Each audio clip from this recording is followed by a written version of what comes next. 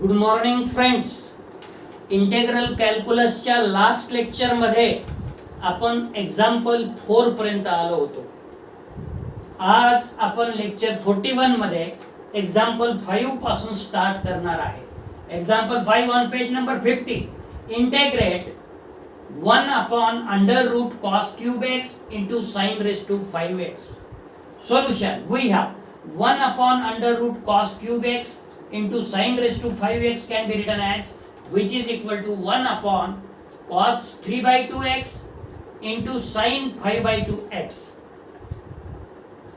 ही जर डिनॉमिनेटरची टर्म आपण न्यूमरेटरला नेली तर which is equal to cos raised to minus 3 by 2x into sin raised to minus 5 by 2x.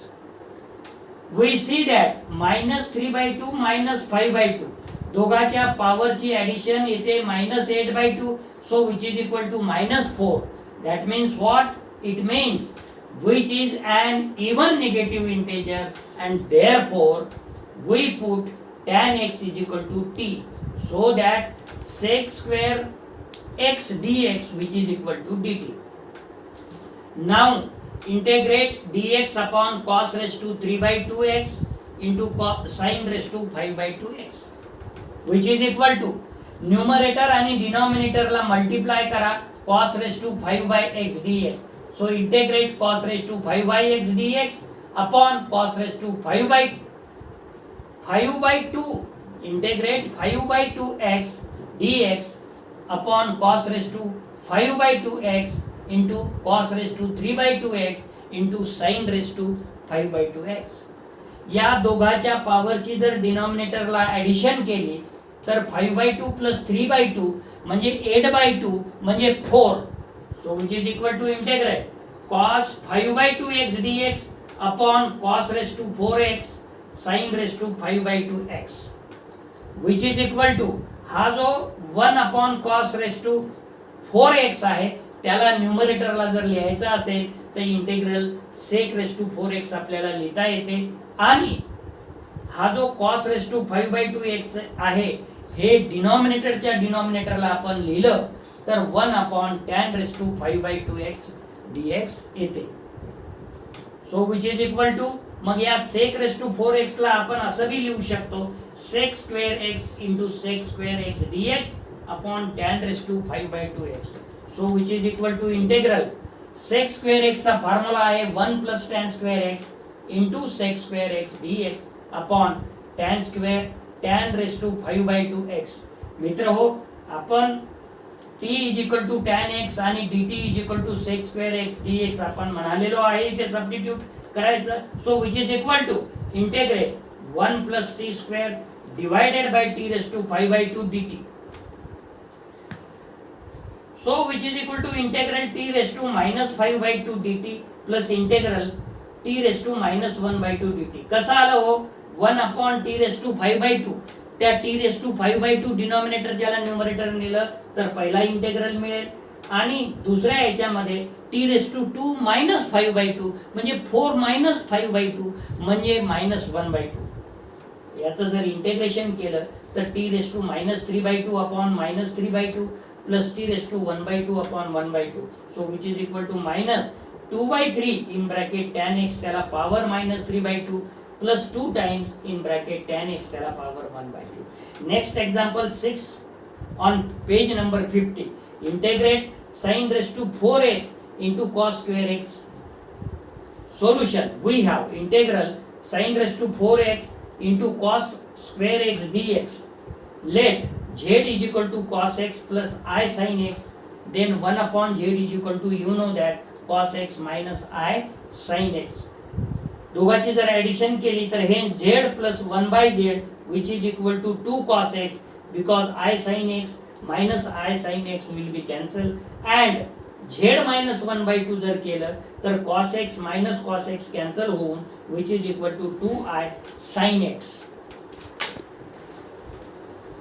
Further, z raised to p plus 1 upon z raised to p which is equal to 2 cos px and z raised to p minus 1 upon z raised to p which is equal to 2I sin px. This is by De Moivre's theorem. Hence sin raised to 4x into cos square x which is equal to 1 upon 2i raised to 4 into z minus 1 by z त्याला power 4 into 1 upon 2 square in bracket z plus 1 by z त्याचा वर्ग. आता याला binomial थेरमनी आपल्याला expand करायचं आहे. 2 race to 4 म्हणजे 16 आणि 4 16 into 4 64 1 upon 64 I raise to 4 आयचा वर्ग मायनस 1 आयचा वर्ग मायनस 1 म्हणजे 1. आता हे बायनॉमियल थेरमनी आपण याला एक्सपांड करू. Z raise to 4 minus 4c1 Z raise to 3 into 1 upon Z plus 4c2 झेडचा वर्ग into 1 upon Z square minus 4c3 Z into 1 upon Z cube plus 4c4 into 1 upon Z raise to 4 bracket complete आणि Z plus 1 by झेडचा वर्ग Z square plus 2 plus 1 by झेडचा वर्ग ब्रॅकेटमध्ये. आता each and every term आपल्याला इथं पहिले हे 4c1 4c2 4c3 याला सोडवू आपण.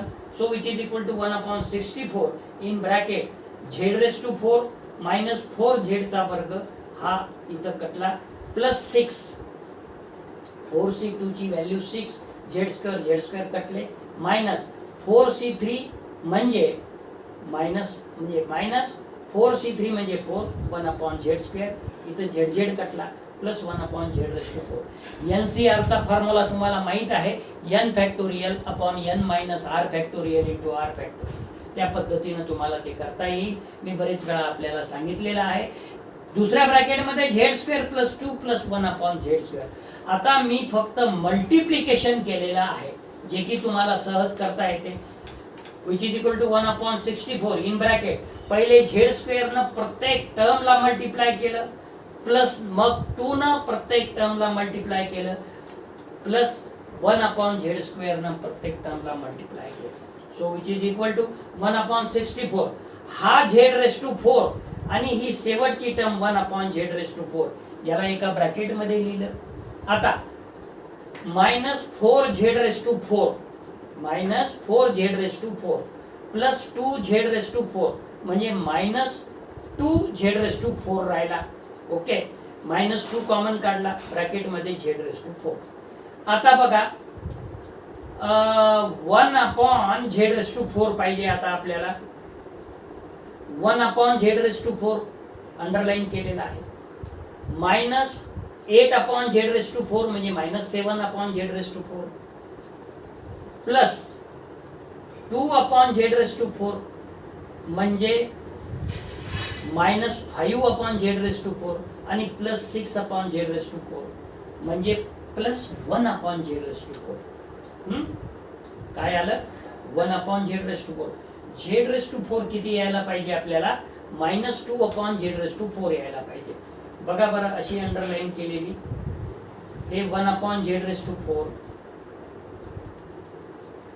Minus 7 upon Z raise to 4 याचं आणि याचं कॅल्क्युलेशन. 7 च्या नंतर minus 5 upon Z raise to 4 आणि हा plus 1 upon Z raise to 4 which is equal to 1 upon 64 in bracket z raised to 6 plus 1 upon z raised to 6 minus हा minus 4z ला घात 4 आणि प्लस 2z ला घात 4 म्हणजे मायनस 2z ला घात 4 मायनस 2 कॉमन काढलं ब्रॅकेट मध्ये z ला घात 4. आता आपल्याला पाहिजे 1 अपॉन z ला घात 4 तर 1 अपॉन z ला घात 4 1 अपॉन z ला घात 4 here 2 अपॉन z ला घात 4 मायनस 4 अपॉन z ला घात 4 म्हणजे मायनस 2 अपॉन z ला घात 4 मायनस 2 कॉमन काढलं प्लस 1 अपॉन z ला घात 4 मायनस इन ब्रॅकेट. आता झेडचा वर्ग पाहिजे आपल्याला. झेडचा वर्ग हा 6z चा वर्ग 6z चा वर्ग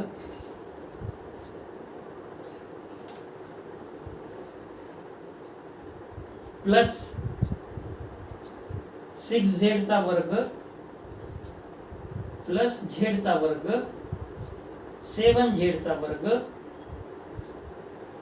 7z चा वर्ग मायनस 8z चा वर्ग म्हणजे मायनस z चा वर्ग मायनस इन ब्रॅकेट z चा वर्ग म्हणजे z चा वर्गाचा हा अंडरलाईन जे आहे ते काम झालं. आता आपल्याला पाहिजे 1/z². हा 1/z². ओके. त्याच्यानंतर हा 6/z². 1/z² हे 6/z². काय झालं मग हे 7/z². अजून z² कुठे आहे इकडे?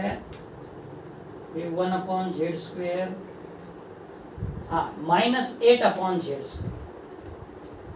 हा झाला 1/z². हे झालं -7/z². हे झालं -1/z², जे की मायनस बाहेर घेतलेला आहे, प्लस 1/z². प्लस 4 काय राहिलं? हा -4 प्लस 12 म्हणजे +8 -4 म्हणजे +4. अशा पद्धतीनं याचं कॅल्क्युलेशन तुम्हाला सहज करता येईल. ॲडिशन आणि सबट्रॅक्शन आहे, बाकी काही नाही आहे. So which is equal to 1/64 in bracket 2 cos 6x minus 2 cos 4x minus 2 cos 2x plus 4. Bracket complete. Hence, integral sin raised to 4x cos the square x dx which is equal to 2 taken out common from each and every term. Integral आणि या 64 सोबत cancel करून 1/32 राहिलं. Integral in bracket cos 6x minus cos 4x minus cos 2x plus 2 bracket complete ब्रॅकेटच्या बाहेर dx. So which is equal to 1/32 in bracket sin 6x/6 minus sin 4x/4 minus sin 2x/2 plus 2x. अशा पद्धतीनं हा problem इथं complete झाला. Example 7 on page number 61. If m and n are integers, comma, prove that integral 0 to pi cos mx sin nx dx which is equal to 2n upon n square minus m square or 0 according as n minus m is odd or even. Solution. We have integral 0 to pi cos mx into sin nx dx. मित्र हो, आपण 2 न multiply केलेला आहे आणि 2 न divide केलेला आहे, which is equal to 1/2 integral 0 to pi 2 cos mx into sin nx dx which is equal to 1/2 integral 0 to pi in bracket sin in bracket m plus n ब्रॅकेटच्या बाहेर x plus sin n minus m bracket मध्ये ब्रॅकेटच्या बाहेर x bracket complete बाहेर dx. कोणता formula वापरला हो? 2 times cos a sin b which is equal to sin a plus b plus sin b minus a. हा formula आपण इथे वापरलेला आहे. आता याचं इंटिग्रेशन जर केलं तर मायनस कॉस येते, याचंही मायनस कॉस येते, त्यामुळे मायनस आपण बाहेर काढून घेतलं, which is equal to -1/2 in bracket cos m plus 1 m plus n bracket मध्ये into x upon m plus n plus cos n minus m bracket मध्ये ब्रॅकेटच्या बाहेर x upon n minus m limits from 0 to pi. So which is equal to -1/2 in bracket cos of m plus n bracket complete ब्रॅकेटच्या बाहेर pi upon m plus n plus cos of n minus m bracket मध्ये ब्रॅकेटच्या बाहेर pi upon n minus m. Upper limit ठेवलं. आता minus lower लिमिटचा minus in bracket. जर cos 0 म्हटलं तर तुम्हाला माहिती आहे 1 येते, म्हणून 1/m plus n plus 1/n minus m, कारण की मायनस साइन बाहेरच काढलेली आहे आणि ब्रॅकेट मध्ये आपण x is equal to 0 ठेवल्यानंतरच्या values लिहिलेल्या आहेत. याला इक्वेशन नंबर 1 म्हणू. Now when n minus m is odd. आता n minus m जर ऑड असेल तर आपण n ची किंमत जर समजा 2 घेतली आणि n ची किंमत 1 घेतली तर 2 - 1 काय झालं? 1 झालं, म्हणजे ऑड झालं. मग 2 + 1 काय होईल? 3, म्हणजे ऑडच येईल. म्हणजे n minus m जर ऑड असेल तर n plus m सुद्धा ऑड येईल. आणि ऑडच्या वेळेस काय होईल मग? cos of n minus m pi which is equal to cos of odd multiple of pi, म्हणजे cos pi, cos 3 pi, cos 5 pi.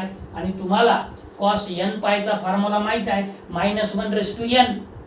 मग n ची किंमत जर ऑड असेल तर -1 होईल. ठीक आहे. Similarly cos m plus n pi which is equal to also -1, and from 1 comma we get integral 0 to pi cos mx into sin nx dx which is equal to -1/2. इथं येईल -1 upon m plus n, इथं येईल -1 upon n minus m, आणि हे -1 upon m plus n -1 upon n minus m. So which is equal to -1/2. -1 upon m plus n -1 upon m plus n is -2 upon m plus n. -1 upon n minus m -1 upon n minus m is -2 upon n minus m. -2 जर common काढला तर minus minus plus होईल, 2 कटेल आणि शिल्लक राहील 1 upon m plus n plus 1 upon n minus m. याचं जर क्रॉस मल्टिप्लिकेशन केलं तर न्यूमरेटरला m कटेल आणि 2n राहील, आणि डिनॉमिनेटरला n plus m into n minus m म्हणजे n चा वर्ग मायनस m चा वर्ग, जे की आपल्याला प्रूव्ह करायचं होतं. आता 0 प्रूव्ह करायचं आहे केव्हा? Further when n minus m is even.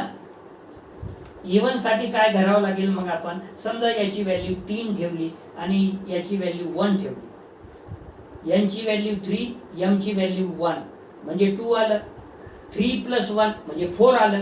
म्हणजे काय होईल हो? when n minus m is even then n plus m is also even, आणि hence cos of n minus m pi which is equal to cos of even bracket मध्ये even multiple of पाय.